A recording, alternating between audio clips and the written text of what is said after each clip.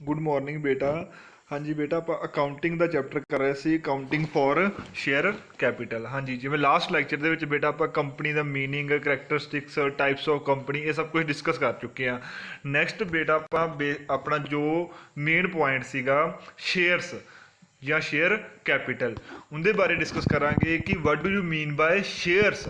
ਹਾਂਜੀ, ਸ਼ੇਅਰ ਦੀ ਜਦੋਂ ਗੱਲ ਕਰਦੇ ਆਪਾਂ, ਸ਼ੇਅਰ ਮੀਨਸ ਕਿ ਬੇਟਾ ਜੋ ਕੰਪਨੀ ਦੀ ਟੋਟਲ ਕੈਪੀਟਲ ਹੈ ਉਹਨੂੰ ਜਦੋਂ ਆਪਾਂ ਸਮਾਲ ਪਾਰਟ ਦੇ ਵਿੱਚ ਡਿਵਾਈਡ ਕਰ ਦਿੰਦੇ ਆ ਜਾਂ ਸਮਾਲ ਡਿਨੋਮੀਨੇਸ਼ਨ ਦੇ ਵਿੱਚ ਡਿਵਾਈਡ ਕਰ ਦਿੰਦੇ ਆ, ਉਹਨੂੰ ਕੀ ਬੋਲਦੇ ਆਪਾਂ, ਸ਼ੇਅਰ ਕੈਪੀਟਲ। ਫੋਰ ਐਗਜ਼ਾਮਪਲ ਬੇਟਾ, ਤਿੰਨ ਪਾਰਟਨਰ ਨੇ ਏ, ਬੀ ਐਂਡ ਸੀ, ਤਿੰਨੋਂ ਨੇ 1 ਲੱਖ ਕੰਟਰੀਬਿਊਟ ਕੀਤਾ। ਠੀਕ ਹੈ ਜੀ, ਟੋਟਲ ਕਿੰਨਾ ਹੋ ਗਿਆ, 3 ਲੱਖ। 3 ਲੱਖ ਕੰਟਰੀਬਿਊਟ ਕੀਤਾ ਜੀ। ਟੋਟਲ ਕੰਪਨੀ ਦੀ ਕੈਪੀਟਲ ਕਿੰਨੀ ਹੋ ਗਈ ਬੇਟਾ ਆਪਣੇ ਕੋਲ, 3 ਲੱਖ। ਉਹਨੂੰ ਕੀ ਬੋਲਾਂਗੇ ਆਪਾਂ, total capital of firm means ਕਿ 3 ਲੱਖ ਟੋਟਲ ਉਹਨਾਂ ਨੇ ਕੰਟਰੀਬਿਊਟ ਕੀਤਾ ਫਰਮ ਇੱਕ ਨਵੀਂ ਕੰਪਨੀ ਚਲਾਉਣ ਦੇ ਲਈ।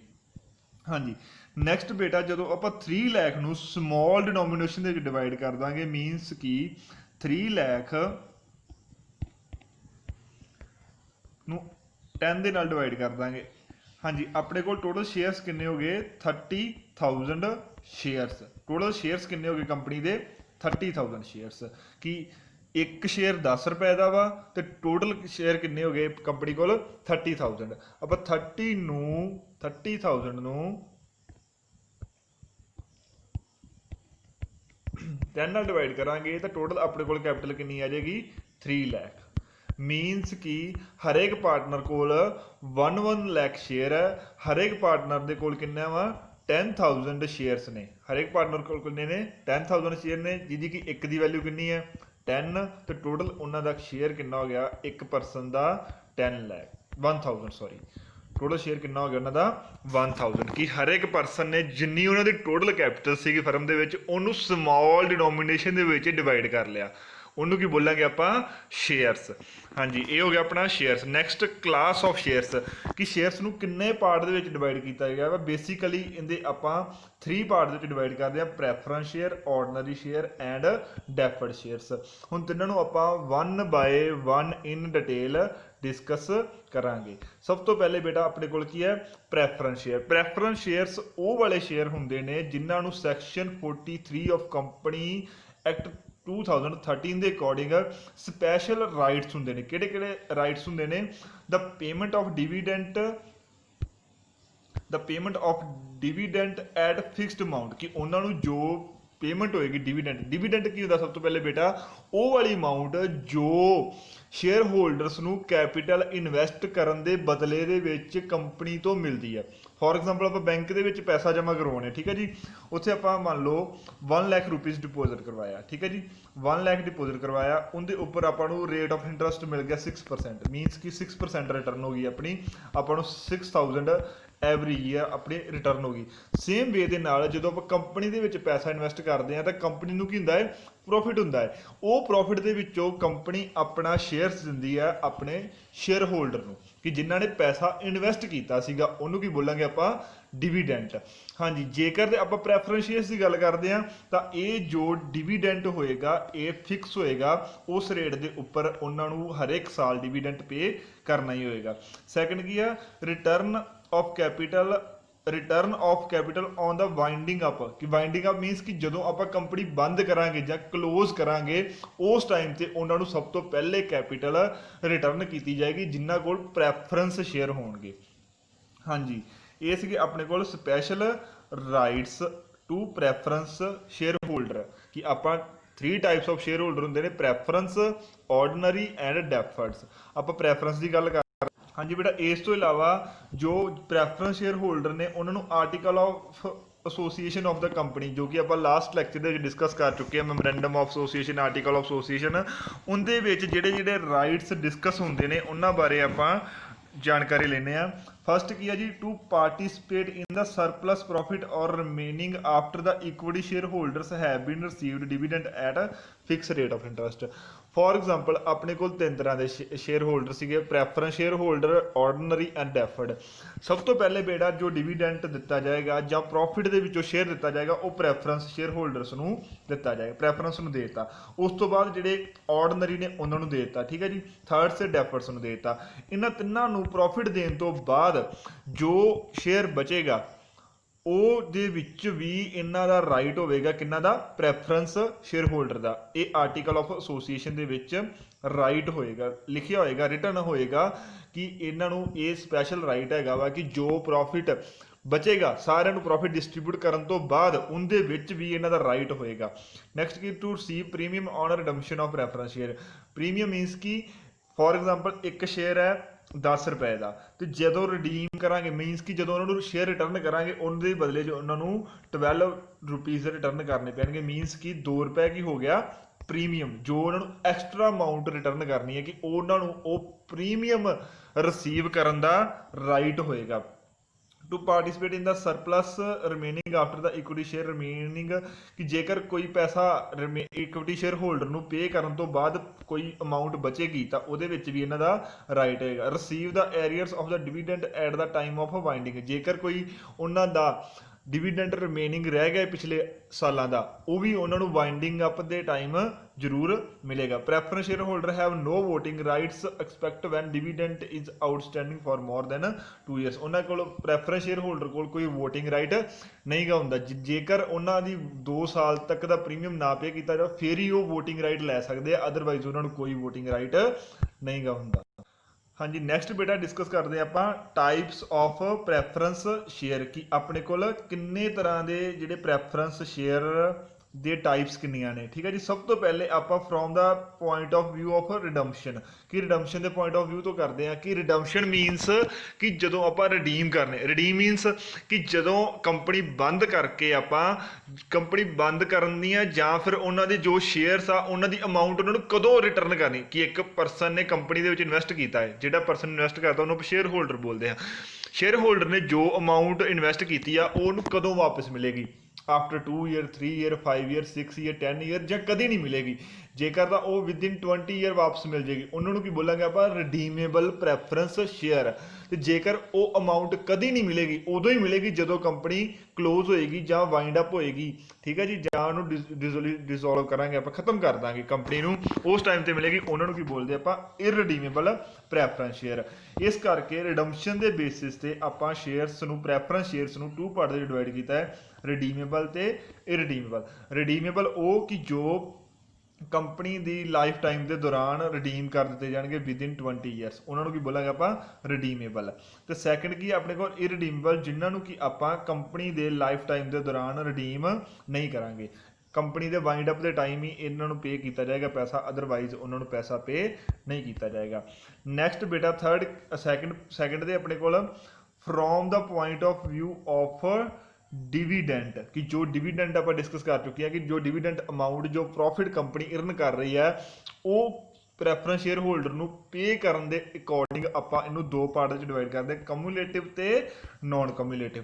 ਕਮਿਊਲੇਟਿਵ ਮੀਨਸ ਕਿ ਜੋ ਉਹਨਾਂ ਨੂੰ ਡਿਵੀਡੈਂਟ ਮਿਲਣਾ ਹੈ ਜੇਕਰ ਉਹ ਹਰ ਇੱਕ ਸਾਲ ਮਿਲਦਾ ਹੈ, ਜੇਕਰ ਉਹ 1 ਸਾਲ ਨਹੀਂ ਮਿਲੇਗਾ ਤਾਂ ਉਹ ਉਹਨਾਂ ਨੂੰ ਨੈਕਸਟ ਈਅਰ ਪੇ ਕਰਨਾ ਕੰਪਨੀ ਦੇ ਲਈ ਜ਼ਰੂਰੀ ਹੋਏਗਾ ਜਾਂ ਉਹ ਕੰਪਨੀ ਦੀ ਲਾਇਬਿਲਿਟੀ ਹੋਏਗੀ, ਉਹਨੂੰ ਬੋਲਾਂਗੇ ਆਪਾਂ ਕਮਿਊਲੇਟਿਵ। ਮੀਨਸ ਕਿ ਉਹ ਜੁੜ ਗਿਆ ਵਾ, ਕਿ ਜੇਕਰ ਕੰਪਨੀ ਨੇ ਹਰ ਇੱਕ ਸਾਲ ਡਿਵੀਡੈਂਟ ਪੇ ਕਰਨਾ ਹੁੰਦਾ ਹੈ, ਜੇਕਰ ਉਹ ਫਿਕਸ ਰੇਟ ਤੇ ਡਿਵੀਡੈਂਟ ਪੇ ਨਹੀਂ ਕਰਦੇ 1 ਸਾਲ ਤਾਂ ਉਹ ਉਹਨਾਂ ਨੂੰ ਨੈਕਸਟ ਈਅਰ ਦੇ ਪ੍ਰੋਫਿਟਸ ਦੇ ਵਿੱਚੋਂ ਪੇ ਕੀਤਾ ਜਾਏਗਾ, ਉਹਨੂੰ ਕੀ ਬੋਲਦੇ ਆਪਾਂ? ਕਮਿਊਲੇਟਿਵ। ਨੈਕਸਟ ਕੀ ਆਪਣੇ ਕੋਲ? ਨਾਨ ਕਮਿਊਲੇਟਿਵ, ਕਿ ਜੇਕਰ ਉਹ 1 ਸਾਲ ਪੇ ਨਹੀਂ ਕੀਤਾ ਜਾਂਦਾ ਤਾਂ ਉਹ ਉਹਨਾਂ ਨੂੰ ਨੈਕਸਟ ਈਅਰ ਪੇ ਉਹਨਾਂ ਨੂੰ ਨਹੀਂ ਕੀਤਾ ਜਾਏਗਾ, ਉਹਨੂੰ ਕੀ ਬੋਲਾਂਗੇ ਆਪਾਂ? Non cumulative preference share. Next ਬੇਟਾ 5th ਹੈ ਪਾਰਟਿਸਿਪੇਟਿੰਗ। ਪਾਰਟਿਸਿਪੇਟਿੰਗ ਮੀਨਸ ਕਿ ਜੋ ਕੰਪਨੀ ਦਾ ਪ੍ਰੋਫਿਟ ਵਾ ਉਹਦੇ ਵਿੱਚੋਂ ਸਭ ਤੋਂ ਪਹਿਲੇ ਪ੍ਰੈਫਰੈਂਸ ਸ਼ੇਅਰ ਹੋਲਡਰ ਨੂੰ ਪੇ ਕੀਤਾ ਜਾਏਗਾ ਡਿਵੀਡੈਂਟ, ਉਸ ਤੋਂ ਬਾਅਦ ਆਪਣੇ ਜੋ ਇਕੁਇਟੀ ਸ਼ੇਅਰ ਹੋਲਡਰਸ ਨੇ ਜਾਂ ਨਾਰਮਲ ਆਰਡੀਨਰੀ ਸ਼ੇਅਰ ਹੋਲਡਰਸ ਨੇ ਉਹਨਾਂ ਨੂੰ ਪੇ ਕੀਤਾ ਜਾਏਗਾ। ਉਹਨਾਂ ਨੂੰ ਪੇ ਕਰਨ ਤੋਂ ਬਾਅਦ ਜੋ ਪ੍ਰੋਫਿਟ ਬਚੇਗਾ ਉਹਦੇ ਵਿੱਚ ਵੀ ਇਹਨਾਂ ਨੂੰ ਰਾਈਟ ਹੋਏਗਾ ਪ੍ਰੋਫਿਟ ਲੈਣ ਦਾ, ਕਿ ਉਹ ਉਸ ਪ੍ਰੋਫਿਟ ਦੇ ਉੱਪਰ ਵੀ ਉਹਨਾਂ ਦਾ ਰਾਈਟ ਹੋਏਗਾ ਕਿਹਨਾਂ ਦਾ? ਪ੍ਰੈਫਰੈਂਸ ਸ਼ੇਅਰ ਹੋਲਡਰ ਦਾ। ਜੇਕਰ ਤਾਂ ਉਹ ਰਾਈਟ ਹੋਏਗਾ ਉਹਨੂੰ ਕੀ ਬੋਲਾਂਗੇ ਆਪਾਂ? ਪਾਰਟਿਸਿਪੇਟਿੰਗ ਪ੍ਰੈਫਰੈਂਸ ਸ਼ੇਅਰ। ਜੇਕਰ ਉਹ ਪ੍ਰੋਫਿਟ ਦੇ ਵਿੱਚ ਰਾਈਟ ਨਹੀਂ ਹੋਏਗਾ ਤਾਂ ਉਹਨੂੰ ਕੀ ਬੋਲਾਂਗੇ ਆਪਾਂ? Non participating preference share. Next ਬੇਟਾ 7th ਕੀ ਆਪਣੇ ਕੋਲ ਕਨਵਰਟੇਬਲ ਤੇ naan convertible 8th point 7th 8th convertible ਤੇ ਨਾਨ ਕਨਵਰਟੇਬਲ ਉਹ ਵਾਲੇ ਜਿਹੜੇ ਕਨਵਰਟ ਕਰ ਦਿੱਤੇ ਜਾਣਗੇ ਨਾਰਮਲ ਸ਼ੇਅਰਸ ਦੇ ਵਿੱਚ ਵਿਦ ਇਨ ਸਪੈਸੀਫਾਈਡ ਪੀਰੀਅਡ, ਉਹਨੂੰ ਕੀ ਬੋਲਾਂਗੇ ਆਪਾਂ ਕਨਵਰਟੇਬਲ ਪ੍ਰੈਫਰੈਂਸ ਸ਼ੇਅਰ। ਤੇ ਜਿਨ੍ਹਾਂ ਨੂੰ ਫਿਕਸ ਪੀਰੀਅਡ ਦੇ ਦੌਰਾਨ ਸ਼ੇਅਰਸ ਦੇ ਵਿੱਚ ਕਨਵਰਟ ਨਾਰਮਲ ਸ਼ੇਅਰਸ ਦੇ ਵਿੱਚ ਕਨਵਰਟ ਨਹੀਂ ਕੀਤਾ ਜਾਏਗਾ, ਉਹ ਸਿਰਫ ਪ੍ਰੈਫਰੈਂਸ ਹੀ ਰਹਿਣਗੇ, ਉਹਨਾਂ ਨੂੰ ਕੀ ਬੋਲਾਂਗੇ ਆਪਾਂ ਨਾਨ ਕਨਵਰਟੇਬਲ ਪ੍ਰੈਫਰੈਂਸ ਸ਼ੇਅਰ। ਹਾਂਜੀ ਨੈਕਸਟ ਬੇਟਾ ਆਪਣੇ ਕੋਲ ਹੈ ਇਕੁਇਟੀ ਸ਼ੇਅਰ। ਇਕੁਇਟੀ ਸ਼ੇਅਰ ਕਿ ਜਿਹੜੇ ਆਪਣੇ ਕੋਲ ਇਕੁਇਟੀ ਸ਼ੇਅਰ ਉਹ ਵਾਲੇ ਸ਼ੇਅਰ ਹੁੰਦੇ ਨੇ ਜਿਨ੍ਹਾਂ ਨੂੰ ਸਪੈਸ਼ਲ ਰਾਈਟ ਜਾਂ ਜੋ ਪ੍ਰੈਫਰੈਂਸ ਸ਼ੇਅਰਸ ਨਹੀਂ ਗੇ ਹੁੰਦੇ, ਇਹ ਨਾਰਮਲ ਹੁੰਦੇ ਨੇ, ਇਹਨਾਂ ਨੂੰ ਕੋਈ ਵੀ ਕਿਸੇ ਤਰ੍ਹਾਂ ਦਾ ਰਾਈਟ ਨਹੀਂ ਹੁੰਦਾ, ਡਿਵੀਡੈਂਡ ਦਾ ਰਾਈਟ ਨਹੀਂ ਹੁੰਦਾ ਜਾਂ ਪਾਰਟਿਸਿਪੇਟਿੰਗ ਦਾ ਰਾਈਟ ਨਹੀਂ ਹੁੰਦਾ। ਇਹ ਜੋ ਆਪਾਂ ਪ੍ਰੈਫਰੈਂਸ ਸ਼ੇਅਰ ਹੋਲਡਰਸ ਨੂੰ ਜੋ ਰਾਈਟ ਦਿੰਨੇ ਆ, ਜੋ ਆਪਾਂ ਪ੍ਰੈਫਰੈਂਸ ਸ਼ੇਅਰ ਹੋਲਡਰ ਨੂੰ ਜੋ ਰਾਈਟ ਦਿੱਤੇ ਆ, ਇਹਨਾਂ ਨੂੰ ਉਹਨਾਂ ਦੇ ਵਿੱਚੋਂ ਕੋਈ ਵੀ ਰਾਈਟ ਨਹੀਂ ਮਿਲਦਾ, ਇਹ ਸਿਰਫ ਨਾਰਮਲ ਹੁੰਦੇ ਨੇ। ਜੇਕਰ ਪ੍ਰੋਫਿਟ ਹੋਏਗਾ ਤਾਂ ਇਹਨਾਂ ਨੂੰ ਮਿਲ ਜਾਏਗਾ, ਜੇਕਰ ਪ੍ਰੋਫਿਟ ਨਹੀਂ ਹੋਏਗਾ ਤਾਂ ਇਹਨਾਂ ਨੂੰ ਪ੍ਰੋਫਿਟ ਨਹੀਂ ਮਿਲੇਗਾ। ਇਸ ਕਰਕੇ ਇਹਨਾਂ ਨੂੰ ਰਿਸਕ ਬੇਅਰਿੰਗ ਸ਼ੇਅਰ ਹੋਲਡਰਸ ਵੀ ਕਿਹਾ ਜਾਂਦਾ, ਕਿਉਂਕਿ ਇਹਨਾਂ ਦਾ ਜ਼ਿਆਦਾ ਰਿਸਕ ਹੁੰਦਾ ਹੈ ਕਿ ਪ੍ਰੋਫਿਟ ਹੋਇਆ ਤਾਂ ਮਿਲੇਗਾ, ਅਦਰਵਾਈਜ਼ ਇਹਨਾਂ ਨੂੰ ਕੁਝ ਵੀ ਨਹੀਂ ਮਿਲੇਗਾ। ਇਹਨਾਂ ਤੋਂ ਪ੍ਰੋਫਿਟ ਕੀ ਹੁੰਦਾ ਹੈ, ਜੇਕਰ ਕੰਪਨੀ ਪ੍ਰੋਫਿਟ ਦੇ ਵਿੱਚ ਆ ਤਾਂ ਉਹਦੇ ਵਿੱਚੋਂ ਸ਼ੇਅਰ ਮਿਲੇਗਾ, ਅਦਰਵਾਈਜ਼ ਜੋ ਸ਼ੇਅਰ ਦੀ ਵੈਲਿਊ ਆ ਉਹ ਮਾਰਕੀਟ ਦੇ ਵਿੱਚ ਇਨਕਰੀਜ਼ ਹੁੰਦੀ ਰਹਿੰਦੀ, ਫਲਕਚੁਏਟ ਹੁੰਦੀ ਰਹਿੰਦੀ ਹੈ। ਜਿਵੇਂ ਕਿ ਤੁਸੀਂ ਸ਼ੇਅਰ ਮਾਰਕੀਟ ਸੁਣਿਆ ਹੋਏਗਾ, ਉੱਥੇ ਕੰਪਨੀ ਦੇ ਸ਼ੇਅਰ ਕੀ ਆ ਟ੍ਰੇਡ ਹੁੰਦੇ ਨੇ, ਕੰਪਨੀ ਦੇ ਸ਼ੇਅਰ ਟ੍ਰੇਡ ਹੁੰਦੇ ਆ, ਮਤਲਬ ਕਿ ਸੇਲ ਤੇ ਪਰਚੇਜ਼ ਹੁੰਦੀ ਹੈ। ਜੇਕਰ ਕੰਪਨੀ ਦੀ ਵਧੀਆ ਪਰਫਾਰਮੈਂਸ ਹੋਵੇ ਤਾਂ ਉਹਨੂੰ ਲੋਕੀ ਜ਼ਿਆਦਾ ਸ਼ੇਅਰ ਖਰੀਦਦੇ ਨੇ, ਜਿਹਦੇ ਕਰਕੇ ਕੰਪਨੀ ਦੇ ਸ਼ੇਅਰਸ ਦੀ ਵੈਲਿਊ ਵੱਧ ਜਾਂਦੀ ਹੈ, ਜਿਹਦੇ ਨਾਲ ਕਿ ਜੋ ਸ਼ੇਅਰ ਹੋਲਡਰ ਹੁੰਦਾ ਹੈ ਉਹਨਾਂ ਦੀ ਵੈਲਥ ਦੇ ਵਿੱਚ ਵਾਧਾ ਹੁੰਦਾ ਹੈ। ਜਿਵੇਂ ਕਿ ਇੱਕ ਸ਼ੇਅਰਸ ਉਹਨਾਂ ਨੇ 10 ਰੁਪਏ ਦਾ ਬਾਏ ਕੀਤਾ ਹੈ, 10 ਰੁਪਏ ਦਾ ਬਾਏ ਕੀਤਾ ਸੀਗਾ ਸਾਲ ਦੇ ਸਟਾਰਟਿੰਗ ਦੇ ਵਿੱਚ, ਕੰਪਨੀ ਵਧੀਆ ਪਰਫਾਰਮ ਕਰਦੀ ਰਹੀ ਸਾਲ ਦੇ ਦੌਰਾਨ, ਉਹ ਸ਼ੇਅਰ 15 ਰੁਪਏ ਦਾ ਹੋ ਗਿਆ। 5 ਰੁਪਏ ਦੀ ਉਹਨਾਂ ਦਾ ਸ਼ੇਅਰਸ ਤੋਂ ਉਹਨਾਂ ਨੂੰ ਫਾਇਦਾ ਹੋ ਗਿਆ ਕਿ 5 ਰੁਪਏ ਜੋ ਸ਼ੇਅਰ ਦੀ ਵੈਲਿਊ 5 ਰੁਪੀਜ਼ ਜੋ ਵੈਲਿਊ ਦੇ ਵਿੱਚ ਇਨਕਰੀਜ਼ ਆਇਆ ਹੈ। ਇਸ ਤਰ੍ਹਾਂ ਦੋ ਤਰੀਕੇ ਨਾਲ ਇਹਨਾਂ ਨੂੰ ਬੈਨੀਫਿਟ ਹੁੰਦਾ ਹੈ, ਇੱਕ ਤਾਂ ਉਹਨਾਂ ਦੀ ਵੈਲਥ ਦੇ ਵਿੱਚ ਇਨਕਰੀਜ਼ ਹੁੰਦਾ, ਦੂਸਰੀ ਤਰ੍ਹਾਂ ਉਹਨਾਂ ਨੂੰ ਜੋ ਡਿਵੀਡੈਂਡ ਮਿਲਦਾ ਹੈ, ਜੇਕਰ ਕੰਪਨੀ ਡਿਵੀਡੈਂਡ ਅਨਾਉਂਸ ਕਰੇਗੀ ਤਾਂ ਉਹਦੇ ਵਿੱਚ ਵੀ ਉਹਨਾਂ ਦਾ ਰਾਈਟ ਹੁੰਦਾ ਹੈ। ਇਹ ਪ੍ਰੋਫਿਟ ਹੋਣ ਦੇ ਕੇਸ ਦੇ ਵਿੱਚ ਡਿਵੀਡੈਂਡ ਮਿਲੇਗਾ, ਲਾਸ ਦੇ ਕੇਸ ਦੇ ਵਿੱਚ ਇਹਨਾਂ ਨੂੰ ਕੋਈ ਡਿਵੀਡੈਂਡ ਨਹੀਂ ਮਿਲੇਗਾ। ਨੈਕਸਟ ਬੇਟਾ ਤੁਹਾਡੇ ਕੋਲ ਕੀ ਹੈ, distinction between equity and preference. ਇਹ ਤੁਸੀਂ ਨਾਰਮਲੀ ਦੇਖ ਲੈਣਾ, ਜੋ ਆਪਾਂ ਡਿਸਕਸ ਕਰ ਚੁੱਕੇ ਹਾਂ ਪਹਿਲੇ ਕਿ ਉਹਨਾਂ ਨੂੰ ਸਪੈਸ਼ਲ ਵੋਟਿੰਗ ਰਾਈਟ ਹੁੰਦਾ ਹੈ, ਪ੍ਰੈਫਰੈਂਸ ਸ਼ੇਅਰਸ ਨੂੰ ਵੋਟਿੰਗ ਰਾਈਟ ਬਿਲਕੁਲ ਨਹੀਂ ਹੁੰਦਾ। ਇਹ ਮਤਲਬ ਕਿ ਪਾਰਟਿਸਿਪੇਟਿੰਗ ਨਾਨ ਪਾਰਟਿਸਿਪੇਟਿੰਗ ਹੁੰਦੇ ਨੇ, ਇਹ ਸਿਰਫ ਇਹਨਾਂ ਨੂੰ ਜੇਕਰ ਪ੍ਰੋਫਿਟ ਹੋਏਗਾ ਤਾਂ ਉਹੀ ਮਿਲੇਗਾ, ਅਦਰਵਾਈਜ਼ ਇਹਨਾਂ ਨੂੰ ਕੋਈ ਪ੍ਰੋਫਿਟ ਨਹੀਂ ਮਿਲੇਗਾ। ਇਸ ਤੋਂ ਇਲਾਵਾ ਜੋ ਵੀ ਡਿਫਰੈਂਸ ਨੇ ਤੁਸੀਂ ਆਪਣੀ ਬੁੱਕ ਦੇ ਵਿੱਚੋਂ ਚੈੱਕ ਕਰ ਲਿਓ, ਬਹੁਤ ਈਜ਼ੀਲੀ ਤੁਹਾਨੂੰ ਕਲੀਅਰ ਹੋ ਜਾਣਗੇ। ਨੈਕਸਟ ਬੇਟਾ ਤੁਹਾਡੀ ਬੁੱਕ ਦੇ ਵਿੱਚ ਪੁਆਇੰਟ ਹੈ ਸਟਾਕ। ਸਟਾਕ ਉਹ ਵਾਲੇ ਸ਼ੇਅਰਸ ਹੁੰਦੇ ਨੇ ਜੋ ਕਿ ਫੁੱਲੀ ਪੇਡ ਅਪ ਹੁੰਦੇ ਨੇ। ਫੋਰ ਐਗਜ਼ਾਮਪਲ ਕੰਪਨੀ ਨੇ ਇੱਕ ਸ਼ੇਅਰ ਇਸ਼ੂ ਕੀਤਾ ਹੈ ₹10 ਦਾ, 10 ਰੁਪਏ ਦਾ ਇੱਕ ਸ਼ੇਅਰ ਇਸ਼ੂ ਕੀਤਾ ਹੈ ਕਿ ਸ਼ੇਅਰ ਹੋਲਡਰ ਨੇ ਜਿੰਨੇ 10 ਰੁਪਏ ਦਾ ਸ਼ੇਅਰ ਖਰੀਦਾ ਸੀ ਉਹ 10 ਰੁਪਏ ਦੇ 10 ਹੀ ਪੇ ਕਰ ਚੁੱਕਿਆ, ਤਾਂ ਉਹਨੇ ਆਪਣੇ ਸ਼ੇਅਰ ਖਰੀਦੇ ਸੀਗੇ 10 ਰੁਪਏ ਦੇ ਅਕੋਰਡਿੰਗ, 10 ਸ਼ੇਅਰ ਬਾਏ ਕੀਤੇ ਸੀਗੇ, ਉਹਨੇ ਟੋਟਲ 100 ਰੁਪੀਜ਼ ਦੇ ਸ਼ੇਅਰ ਸੀਗੇ। ਜਦੋਂ ਇਹ ਬੇਟਾ ਫੁੱਲੀ ਪੇਡ ਅਪ ਉਹਨੇ 10 ਦੇ 10 ਰੁਪਏ ਪੇ ਕਰਤੇ ਤਾਂ ਉਹਨੂੰ ਉਹ ਆਪਣੇ ਸ਼ੇਅਰਸ ਨੂੰ ਸਟਾਕ ਦੇ ਵਿੱਚ ਕਨਵਰਟ ਕਰਵਾ ਸਕਦਾ ਹੈ। ਠੀਕ ਹੈ ਜੀ, ਸਮਝੇ ਨਾ ਕਿ ਜੇਕਰ ਤਾਂ ਉਹ 10 ਰੁਪਏ ਦੇ ਅਕੋਰਡਿੰਗ 10 ਸ਼ੇਅਰ ਰੱਖੇ ਤਾਂ ਉਹਨਾਂ ਨੂੰ ਉਹ ਆਪਾਂ ਸ਼ੇਅਰਸ ਬੋਲਾਂਗੇ, ਬਟ ਜੇਕਰ ਆਪਾਂ ਟੋਟਲ 100 ਰੁਪਏ ਦੀ ਗੱਲ ਕਰੀਏ ਕਿ ਉਹਦੇ ਕੋਲ 100 ਰੁਪਏ ਦਾ ਸ਼ੇਅਰਸ ਦਾ ਸਟਾਕ ਹੈ, ਠੀਕ ਹੈ ਜੀ, ਇਹ ਕੀ ਹੋ ਜਾਏਗਾ, ਸਟਾਕ ਹੋ ਜਾਏਗਾ। ਤੇ ਜੇਕਰ ਆਪਾਂ 10 × 10 ਦੀ ਗੱਲ ਕਰਾਂਗੇ ਕਿ ਉਹਦੇ ਕੋਲ 10 ਸ਼ੇਅਰ ਨੇ 10 ਰੁਪਏ ਦੇ ਅਕੋਰਡਿੰਗ 100 ਰੁਪੀਜ਼ ਦੇ, ਇਹ ਕੀ ਹੋ ਗਿਆ, ਸ਼ੇਅਰਸ। ਜੇਕਰ ਆਪਾਂ ਟੋਟਲ ਗੱਲ ਕਰੀਏ ਕਿ 100 ਰੁਪੀਜ਼ ਦਾ ਉਹਦੇ ਕੋਲ ਸ਼ੇਅਰਸ ਦਾ ਸਟਾਕ ਹੈ।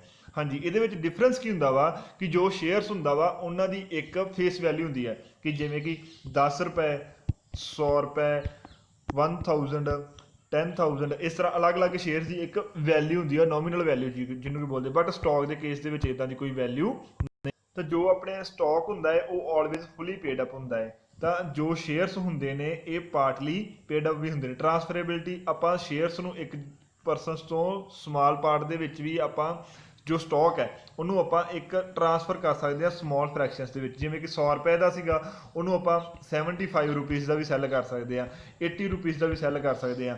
ਬਟ ਸ਼ੇਅਰਸ ਦੇ ਕੇਸ ਦੇ ਵਿੱਚ 1 ਸ਼ੇਅਰ × 10 ਰੁਪੀਜ਼ ਮੀਨਸ ਕਿ ਉਹਨੂੰ ਆਪਾਂ ਸਿਰਫ 10 ਰੁਪੀਜ਼, 20 ਰੁਪੀਜ਼, 30 ਰੁਪੀਜ਼ ਕਿ ਉਹਨੂੰ ਆਪਾਂ ਫਰੈਕਸ਼ਨ ਦੇ ਵਿੱਚ ਸੇਲ ਨਹੀਂ ਕਰ ਸਕਦੇ ਜਾਂ ਉਹਨੂੰ ਆਪਾਂ ਸਮਾਲ ਡਿਨੋਮੀਨੇਸ਼ਨ ਦੇ ਵਿੱਚ ਸੈੱਲ ਨਹੀਂ ਕਰ ਸਕਦੇ। ਡਿਸਟਿੰਕਟਿਵ ਨੰਬਰ, ਹਰੇਕ ਸ਼ੇਅਰਸ ਦਾ ਆਪਣਾ ਇੱਕ ਅਲੱਗ ਨੰਬਰ ਹੋਏਗਾ। ਇਸ਼ੂ, ਜਿਹੜਾ ਸਟਾਕ ਵਾ ਉਹਨੂੰ ਆਪਾਂ ਇਸ਼ੂ ਨਹੀਂ ਕਰਦੇ, ਸਿਰਫ ਪ੍ਰੈਫਰੈਂਸ ਸ਼ੇਅਰਸ ਹੀ ਇਸ਼ੂ ਹੁੰਦੇ ਨੇ, ਸਟਾਕ ਕਦੀ ਵੀ ਇਸ਼ੂ ਨਹੀਂ ਹੁੰਦਾ। ਜੋ ਕਿ ਫੁੱਲੀ ਪੇਡ ਅਪ ਸ਼ੇਅਰ ਹੁੰਦੇ ਨੇ, ਜਿਨ੍ਹਾਂ ਦੀ ਕਿ ਸ਼ੇਅਰ ਹੋਲਡਰ ਨੇ ਫੁੱਲ ਵੈਲਿਊ ਪੇ ਕਰ ਦਿੱਤੀ ਜਾਂਦੀ ਆ, ਉਹਨਾਂ ਨੂੰ ਹੀ ਆਪਾਂ ਸਟਾਕ ਦੇ ਵਿੱਚ ਕਨਵਰਟ ਕਰਦੇ ਆ। ਨੈਕਸਟ ਬੇਟਾ denomination. Stock may be different denomination whereas all the shares of the class are equal denomination. ਕਿ ਸਟਾਕ ਕਿਸੇ ਕੋਲ 100 ਰੁਪੀਜ਼ ਦਾ ਵੀ ਹੋ ਸਕਦਾ, ਕਿਸੇ ਕੋਲ 200 ਦਾ ਵੀ ਹੋ ਸਕਦਾ, ਕਿਸੇ ਕੋਲ 1000 ਦਾ ਵੀ ਹੋ ਸਕਦਾ ਹੈ, ਅਲੱਗ-ਅਲੱਗ ਡਿਨੋਮੀਨੇਸ਼ਨ ਹੋ ਸਕਦੀ ਹੈ। ਬਟ ਸ਼ੇਅਰਸ ਦੇ ਕੇਸ ਦੇ ਵਿੱਚ ਕੀ ਹੈ ਕਿ ਜਿਹੜੇ ਇੱਕ ਸੇਮ ਕਲਾਸ ਆਫ ਸ਼ੇਅਰਸ ਆ, ਉਹਨਾਂ ਦੀ ਵੈਲਿਊ ਇਕੁਅਲ ਹੋਏਗੀ। ਜੇਕਰ ਉਹ 10 ਰੁਪਏ ਦੇ ਆ ਤਾਂ ਸਾਰੇ ਸ਼ੇਅਰਸ ਕੀ ਆ 10 ਰੁਪਏ ਦੇ ਹੀ ਹੋਣਗੇ। ਜੇਕਰ ਸਾਰੇ ਸ਼ੇਅਰ 100 ਰੁਪੀਜ਼ ਦੇ ਆ ਤਾਂ ਉਹ ਆਲਵੇਜ਼ ਸਾਰੇ ਆਲ ਸ਼ੇਅਰਸ ਹੀ 100 ਰੁਪੀਜ਼ ਡਿਨੋਮੀਨੇਸ਼ਨ ਦੇ ਹੋਣਗੇ। ਹਾਂਜੀ ਨੈਕਸਟ ਬੇਟਾ ਕੰਪਨੀ ਐਕਟ 2013 ਦੇ ਅਕੋਰਡਿੰਗ ਸ਼ਡਿਊਲ 3 ਦੇ ਵਿੱਚ ਦੱਸਿਆ ਗਿਆ ਵਾ ਕਿ ਕੰਪਨੀ ਨੇ ਆਲਵੇਜ਼ ਆਪਣੀ ਸ਼ੇਅਰ ਕੈਪੀਟਲ ਨੂੰ 3 ਕਲਾਸ ਦੇ ਵਿੱਚ ਡਿਵਾਈਡ ਕਰਨਾ ਹੈ। ਉਹ ਕਿਹੜੇ ਨੇ? Authorised share capital, issued share capital, authorised share capital, issued share capital and subscribed share capital. ਸਭ ਤੋਂ ਪਹਿਲੇ ਬੇਟਾ ਆਪਾਂ ਆਥੋਰਾਈਜ਼ਡ ਸ਼ੇਅਰ ਕੈਪੀਟਲ ਦੀ ਗੱਲ ਕਰਦੇ ਹਾਂ ਕਿ ਆਥੋਰਾਈਜ਼ਡ ਸ਼ੇਅਰ ਕੈਪੀਟਲ ਕੀ ਹੁੰਦੀ ਹੈ? ਜੋ ਕੈਪੀਟਲ ਕੰਪਨੀ ਨੂੰ ਮੈਮੋਰੈਂਡਮ ਆਫ ਐਸੋਸੀਏਸ਼ਨ ਦੇ ਦੁਆਰਾ ਲੀਗਲੀ ਕੰਪਨੀ ਜਿੰਨੀ ਆਪਣੀ ਕੈਪੀਟਲ ਇਸ਼ੂ ਕਰ ਸਕਦੀ ਹੈ ਟੋਟਲ, ਉਹਨੂੰ ਕੀ ਬੋਲਦੇ ਆਪਾਂ? Authorised share capital. ਇਹਨੂੰ ਨੋਮੀਨਲ ਜਾਂ ਰਜਿਸਟਰਡ ਕੈਪੀਟਲ ਵੀ ਆਪਾਂ ਬੋਲਦੇ ਹਾਂ। According to section 2 subsection 8 of the companies act 2013 authorized capital is maximum amount of share capital which a company is authorized to issue under the memorandum of association. Beyond this limit a company cannot issue share unless the capital clause of the memorandum of association is altered. ਕਿ ਜੋ memorandum of association ਦੇ ਵਿੱਚ define ਹੋਏਗਾ ਜਿੰਨੀ ਕਿ maximum capital ਇੱਕ firm issue ਕਰ ਸਕਦੀ ਆ, ਉਹਨੂੰ ਕੀ ਬੋਲਦੇ ਆਪਾਂ? Authorised capital. ਕਿ ਜਿੰਨੀ ਇਸ ਤੋਂ ਬਿਯੋਂਡ ਕੰਪਨੀ ਆਪਣੀ ਕੈਪੀਟਲ ਇਸ਼ੂ ਨਹੀਂ ਕਰ ਸਕਦੀ। ਜੇਕਰ ਇਸ ਤੋਂ ਜ਼ਿਆਦਾ ਕਰੇਗੀ ਤਾਂ ਉਹ ਇਲੀਗਲ ਹੋਏਗਾ। ਜੇਕਰ ਉਹ ਜ਼ਿਆਦਾ ਇਸ਼ੂ ਕਰਨਾ ਚਾਹੁੰਦੀ ਹੈ ਤਾਂ ਉਹਦੇ ਲਈ ਉਹਨੂੰ ਆਪਣਾ ਮੈਮੋਰੈਂਡਮ ਆਫ ਐਸੋਸੀਏਸ਼ਨ ਨੂੰ ਅਲਟਰ ਕਰਨਾ ਪਏਗਾ ਜਾਂ ਉਹਦੇ ਵਿੱਚ ਕੈਪੀਟਲ ਕਲੌਜ਼ ਨੂੰ ਚੇਂਜ ਕਰਨਾ ਪਏਗਾ। ਉਹਨੂੰ ਕੈਪੀਟਲ ਦੀ ਜਿਹੜੀ ਮੈਕਸਿਮਮ ਲਿਮਿਟ ਆ ਉਹਨੂੰ ਇਨਕਰੀਜ਼ ਕਰਨਾ ਪਏਗਾ। ਸੈਕਿੰਡ ਬੇਟਾ ਆਪਣੇ ਕੋਲ ਕੀ ਹੈ? Issued capital. ਫੋਰ ਐਗਜ਼ਾਮਪਲ ਇੱਕ ਕੰਪਨੀ ਹੈ, ਉਹਨੇ ਆਪਣੀ 10 ਲੱਖ ਦੀ ਕੈਪੀਟਲ ਰਜਿਸਟਰਡ ਕਰਾਈ ਸੀ, ਉਹਨੂੰ ਕੀ ਆਪਾਂ ਆਥੋਰਾਈਜ਼ਡ ਕੈਪੀਟਲ ਬੋਲਾਂਗੇ। ਉਹਦੇ ਵਿੱਚੋਂ ਉਹਨੇ ਜੋ ਕੰਪਨੀ ਨੇ ਕੈਪੀਟਲ ਇਸ਼ੂ ਕੀਤੀ ਹੈ ਉਹਨੂੰ ਕੀ ਬੋਲਾਂਗੇ ਆਪਾਂ? Issued capital. For example 10 lakh ਦੇ ਲਈ ਉਹਨਾਂ ਕੋਲ ਲਿਮਿਟ ਸੀ ਕਿ ਉਹ ਮੈਕਸਿਮਮ ਉਹਨਾਂ ਨੇ ਆਪਣੀ ਰਜਿਸਟਰਡ ਕਰਾਈ, ਉਹਨੂੰ ਕੀ ਬੋਲਾਂਗੇ ਆਪਾਂ? Authorised capital. ਉਹਦੇ ਵਿੱਚੋਂ ਉਹਨਾਂ ਨੇ 8 ਲੱਖ ਇਸ਼ੂ ਕਰਤੀ ਮਾਰਕੀਟ ਦੇ ਵਿੱਚ ਕਿ ਪਬਲਿਕ ਤੋਂ ਸਬਸਕ੍ਰਾਈਬ ਕਿ ਇਹ ਸ਼ੇਅਰ ਅਸੀਂ ਮਾਰਕੀਟ ਦੇ ਵਿੱਚ ਸੈੱਲ ਕਰਨੇ, ਉਹਨੂੰ ਕੀ ਬੋਲਾਂਗੇ ਆਪਾਂ? Issued capital. ਇਸ਼ੂਡ ਕੈਪੀਟਲ ਬੇਟਾ। ਹਾਂਜੀ ਇਨ ਕੇਸ ਕੰਪਨੀ ਜਿੰਨੀ ਵੀ ਕੰਪਨੀ ਦੀ ਆਥੋਰਾਈਜ਼ਡ ਕੈਪੀਟਲ ਹੈ ਉਹਨੂੰ ਸਾਰੀ ਦੀ ਸਾਰੀ ਨੂੰ ਮਾਰਕੀਟ ਦੇ ਵਿੱਚ ਇਸ਼ੂ ਕਰ ਦਿੰਦੀ ਹੈ ਤਾਂ ਉਸ ਕੇਸ ਦੇ ਵਿੱਚ ਆਥੋਰਾਈਜ਼ਡ ਕੈਪੀਟਲ ਤੇ ਇਸ਼ੂਡ ਕੈਪੀਟਲ ਦੋਨੋਂ ਆਲਵੇਜ਼ ਸੇਮ ਹੋਣਗੇ। ਜਿਵੇਂ ਕਿ ਆਪਾਂ 10 ਲੱਖ ਦੀ ਗੱਲ ਕੀਤੀ ਸੀ, 10 ਲੱਖ ਦਾ 10 ਲੱਖ ਹੀ ਕੰਪਨੀ ਮਾਰਕੀਟ ਦੇ ਵਿੱਚ ਇਸ਼ੂ ਕਰ ਦਿੰਦੀ ਹੈ ਕਿ ਉਹਦੇ ਸ਼ੇਅਰਸ ਨੂੰ ਮਾਰਕੀਟ ਦੇ ਵਿੱਚ ਸੈੱਲ ਕਰ ਦਿੰਦੀ ਹੈ। ਜੋ ਵੀ ਉਹਨਾਂ ਦੀ ਡਿਨੋਮੀਨੇਸ਼ਨ ਹੋਏਗੀ, ਜੇਕਰ ਉਹਨਾਂ ਨੇ 100 ਰੁਪੀਜ਼ ਰੱਖੀ ਹੋਏਗੀ ਤਾਂ 100 ਦੇ ਅਕੋਰਡਿੰਗ ਜਿੰਨੇ ਵੀ ਕੰਪਨੀ ਦੀ ਆਥੋਰਾਈਜ਼ਡ ਕੈਪੀਟਲ ਹੋਏਗੀ, ਜਿਵੇਂ ਕਿ 100 ਰੁਪੀਜ਼ ਦੇ ਅਕੋਰਡਿੰਗ 10,000 ਸ਼ੇਅਰਸ ਨੂੰ ਮਾਰਕੀਟ ਦੇ ਵਿੱਚ ਸੈੱਲ ਕਰ ਦੇਗੀ ਤੇ 10 ਲੱਖ ਰੁਪੀਜ਼ ਮਾਰਕੀਟ ਦੇ ਵਿੱਚੋਂ ਰੇਜ਼ ਕਰ ਲੇਗੀ। ਉਹ ਕੀ ਹੋਗੀ? ਕੰਪਨੀ ਦੀ ਇਸ਼ੂਡ ਕੈਪੀਟਲ, ਕੰਪਨੀ ਨੇ ਆਪਣੇ ਵੱਲੋਂ ਜੋ ਇਸ਼ੂ। ਨੈਕਸਟ ਆ ਗਈ ਬੇਟਾ ਸਬਸਕ੍ਰਾਈਬਡ ਕੈਪੀਟਲ। ਕਿ ਜੋ ਕੰਪਨੀ ਨੇ ਇਸ਼ੂ ਤਾਂ ਕਰਦੀ ਹੈ ਬਟ ਪਬਲਿਕ ਨੇ ਕਿੰਨਿਆਂ ਦੇ ਲਈ ਅਪਲਾਈ ਕੀਤਾ ਹੈ, ਉਹਨੂੰ ਕੀ ਬੋਲਾਂਗੇ ਆਪਾਂ? Subscribed capital. Subscribed capital means such part of capital which is for time being subscribed by the member of the company. ਕਿ ਜੋ ਕੰਪਨੀ ਦੇ ਵਿੱਚ ਇਨਵੈਸਟ ਕਰਨਾ ਚਾਹੁੰਦੇ ਨੇ, ਜੋ ਕੰਪਨੀ ਦੇ ਸ਼ੇਅਰ ਹੋਲਡਰਸ ਬਣਨਾ ਚਾਹੁੰਦੇ ਨੇ, ਉਹਨਾਂ ਨੇ ਕਿੰਨੇ ਸ਼ੇਅਰਸ ਦੇ ਲਈ ਅਪਲਾਈ ਕੀਤਾ ਜਾਂ ਕਿੰਨਿਆਂ ਨੂੰ ਕੰਪਨੀ ਨੇ ਸ਼ੇਅਰ ਅਲੋਟ ਕੀਤੇ ਨੇ। ਠੀਕ ਹੈ ਜੀ, ਉਹਨੂੰ ਕੀ ਬੋਲਾਂਗੇ ਆਪਾਂ? Subscribed capital. ਜਿਵੇਂ ਕਿ ਟੋਟਲ ਕੰਪਨੀ ਇਸ਼ੂ ਕਰ ਸਕਦੀ ਸੀਗੀ 10 ਲੱਖ ਤੱਕ, ਕੰਪਨੀ ਦੇ ਲਈ ਕੰਪਨੀ ਨੇ 10 ਲੱਖ ਦੇ ਵਿੱਚੋਂ 8 ਲੱਖ ਇਸ਼ੂ ਦੇ ਲਈ ਇਸ਼ੂ ਕੀਤੇ। ਠੀਕ ਹੈ ਜੀ, ਉਹਦੇ ਵਿੱਚੋਂ ਪਬਲਿਕ ਨੇ ਜੋ ਜਾਂ ਕੰਪਨੀ ਦੇ ਜਿਹੜੇ ਸ਼ੇਅਰ ਹੋਲਡਰਸ ਨੇ ਉਹਨਾਂ ਨੇ ਸਿਰਫ 6 ਲੱਖ ਦੇ ਲਈ ਅਪਲਾਈ ਕੀਤਾ। ਇਹਨੂੰ ਕੀ ਬੋਲਾਂਗੇ ਆਪਾਂ? ਸਬਸਕ੍ਰਾਈਬਡ कैपिटल अपने को 10 लाख कितनी होगी authorised, 8 lakh issued and 6 lakh कितनी होगी अपने को सबसक्राइब्ड कैपिटल। हाँ जी नैक्सट सबसक्राइब कैपिटल ਨੂੰ भी फर्दर 2 पार्ट ਦੇ डिवाइड किया गया वा subscribed and fully paid up and subscribed but not fully paid up. Subscribe means कि जिन्ने शेयर्स के लिए अप्लाई किया फॉर एग्जाम्पल एक परसन ने 10 शेयर के लिए अप्लाई किया तो उनके एक शेयर की वैल्यू 10 सी उनका टोटल कितना बनया 100 रुपीज़ तो 100 के 100 ही उन्हें कंपनी को पे करते हैं कि एक शेयर होल्डर जिन्हें 10 शेयर के लिए अप्लाई किया एक शेयर की वैल्यू 10 रुपीज़ सी तो 10 शेयर के लिए उन्हें अप्लाई किया टोटल उन्हें 100 रुपीज़ कंपनी को पे करने उन्हें 100 के 100 ही पे करते उन्होंने की बोलेंगे आप subscribed and fully paid up capital. Second कि subscribed but not fully paid up कि होंगी है कि एक परसन ने 10 शेयर्स के लिए अप्लाई किया बट उन्हें 8 रुपीज़ पे किए हैं तो टोटल उन्हें 80 रुपीज़ पे किए हैं कंपनी ने उन्होंने की बोलेंगे आप subscribe but not fully paid up कि 10 रुपये उन्हें पे करने से वो 8 ही कंपनी को पे किए हैं उन्होंने की बोलेंगे आप subscribed but not fully paid up capital. हाँ जी बेटा एग्जाम्पल देखो कि एक कंपनी ने किन्ने इशू किए हैं शेयर 20,000 एक की वैल्यू कितनी है 10 रुपीज़ ठीक है जी। कंपनी हैज़ कॉल्ड अप 10 पर शेयर कि उन्हें 10 के 10 ही इनवाइट कर लेने इस केस के हो गया अपने को 20,000 शेयर से 10 रुपीज़ के अकॉर्डिंग 2 लाख कि टोटल कंपनी के अपने किन्ने अमाउंट उन्होंने आएगी 2 लाख इनू की बोला आप subscribed and fully paid up कि जिन्ने उन्होंने कंपनी ने इशू किए उन्ने ही पेड अप हुए कि 10 रुपीज़ के शेयर से 10 रुपये के 10 ही उन्होंने मंगवा ले। Subscribed but not fully paid up कि जदों वो फुली शेयर उन्होंने पे नहीं किए होंगे इनू फर्दर 2 पार्ट में डिवाइड किया गया वा। Case 1 when the company has called the full nominal amount of the share but has not been received कि कंपनी ने 10 के 10 मंगवा लिया बट अग्यों जो शेयर होल्डर है उन्हें पे नहीं गए किए उस केस के होएगा बेटा कि फॉर एग्जाम्पल देखो तुसी कंपनी ने सबसक्राइब्ड किन्ने शेयर सी 35,000 10 रुपये का एक सीगा टोटल किन्ने हो गए 3,50,000 3,50,000 के विचों उन्होंने 5,000 शेयर्स के उपर 2 रुपीज़ के अकॉर्डिंग 10,000 रिसीव नहीं गए हुए ठीक है जी। एक ही हो गया उन्होंने कॉल इन एरियर्स हो गए तो दूसरी साइड पर उन्होंने कहा कि 50,000 शेयर से जिदे उपर उन्होंने हाँ जी 2 रुपीज़ के अकॉर्डिंग 10,000 बन गया बेटा। हाँ जी उपर एग्जाम्पल देखो बेटा उन्होंने टोटल क्या सीगा कि 40,000 शेयर्स उन्होंने 40,000 equity shares 10 rupees fully called up कि फुली कॉल्ड अप से 40 के अकॉर्डिंग उन्होंने फुली कॉल्ड अप से बट 5,000 के उन्होंने पे नहीं गए किए इस करके आप उन्होंने 2 कैटागरी के डिवाइड कर लिया 35 अलग हो गया एंड 5,000 अलग हो गया। सब तो पहले 35,000 फुली पेड अप ने ठीक है जी आप ओके 35 इंटू 10 3,50,000 ओके हो गया जी। नैक्सट किया 5,000 शेयर्स 10 रुपीज़ ईच 50,000 हो गया ठीक है बेटा। ये अपन 2 rupees upon call in arrears मीनस कि जो अपन रिसीव नहीं गए हुए वो की हो गया अपने को 55,000 इंटू 2 अपने को कितना हो गया 10,000 अपन रिसीव नहीं गया 50,000 के माइनस किया 10,000 अपने को कितना रह गया 40,000 तो 3,50,000 उपर लिया तो रिसीव होया 40,000 इन्हों तो टोटल किन्ने रिसीव हो गया अपन subscribed but not fully paid up 3,90,000। Next बेटा जो फॉर्मेट होएगा जो तुहाडी बैलेंस शीट के जिवें तुसीं कैपिटल नूं शो करना है वो तुहानूं मैं दसदा है जी। हाँ जी सब तो पहले आप ऑथराइज्ड कैपिटल कि फॉर एग्जाम्पल ये कंपनी की टोटल कैपिटल है 4 lakh equity share 10 rupees each मीनस कि टोटल कितनी कैपिटल होगी फर्म की 40 लाख। इनके इशू किन्ने किए उन्होंने 3 लाख इक्विटी शेयर 10 ईच मीनस कि 30 लाख के उन्होंने इशू किए हैं। हाँ जी ये फुली पेडअप किन्ने ने 2,50,000 10 रुपीज़ ईच मीनस कि 25 लाख के उन्होंने फुली पेडअप ने।